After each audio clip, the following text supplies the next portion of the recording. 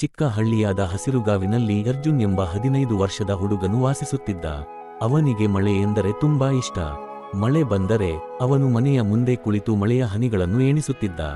ಒಂದು ದಿನ ಭಾರೀ ಮಳೆ ಶುರುವಾಯಿತು. ಗಾಳಿ ಜೋರಾಗಿ ಬೀಸುತ್ತಿತ್ತು. ಎಲ್ಲರೂ ಮನೆಯೊಳಗೆ ಸೇರಿಕೊಂಡರು. ಆದರೆ ಅರ್ಜುನ್ ಮಾತ್ರ ಕಿಟಕಿಯಿಂದ ಹೊರಗೆ ನೋಡುತ್ತಿದ್ದ.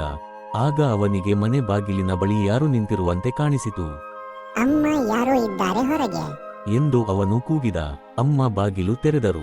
ಹೊರಗೆ ಒಬ್ಬ ವೃದ್ಧನಿದ್ದ. ಮಳೆದಲ್ಲಿ ಸಂಪೂರ್ಣ ನೆನೆದು ಹೋಗಿದ್ದ. ಮಗನೇ, ಸ್ವಲ್ಪ ಹೊತ್ತು ಒಳಗೆ ಇರಲು ಬಿಡುವಿರಾ ಎಂದು ವೃದ್ಧನು ನಡುಗುತ್ತಾ ಕೇಳಿದ. ಅರ್ಜುನ್ ಅಮ್ಮನತ್ತ ನೋಡಿದ. ಅಮ್ಮ ಕ್ಷಣಕಾಲ ಯೋಚಿಸಿ, ಬನ್ನಿ ಅಯ್ಯ, ಒಳಗೆ ಬನ್ನಿ ಎಂದರು. ವೃದ್ಧನಿಗೆ ಒಣ ಬಟ್ಟೆ ಕೊಟ್ಟು ಬಿಸಿ ಚಹಾ ಕೊಟ್ಟರು. ಅರ್ಜುನ್ ಅವನ ಪಕ್ಕದಲ್ಲೇ ಕುಳಿತುಕೊಂಡ. ನೀವು ಎಲ್ಲಿ ಹೋಗುತ್ತಿದ್ದೀರಾ ಅಯ್ಯ? ವೃದ್ಧನು ನಗುತ್ತಾ ಹೇಳಿದ, ನಾನು ಯಾರೂ ಇಲ್ಲದವನಂತೆ ಅಲೆದಾಡುತ್ತೇನೆ. ಆದರೆ ಇಂದು ದೇವರು ನಿಮ್ಮ ಮನೆಗೆ ಕರೆದಿದ್ದಾರೆ. ಅರ್ಜುನ್ಗೆ ಆ ಮಾತು ವಿಚಿತ್ರವಾಗಿ ಅನಿಸಿತು. ಆ ರಾತ್ರಿ ಮಳೆ ನಿಲ್ಲಲಿಲ್ಲ. ವೃದ್ಧನು ಮನೆಯಲ್ಲೇ ಮಲಗಿದ. ಬೆಳಿಗ್ಗೆ ಅರ್ಜುನ್ ಎದ್ದಾಗ ವೃದ್ಧ ಕಾಣಿಸಲಿಲ್ಲ. ಬಾಗಿಲು ತೆರೆದಿತ್ತು.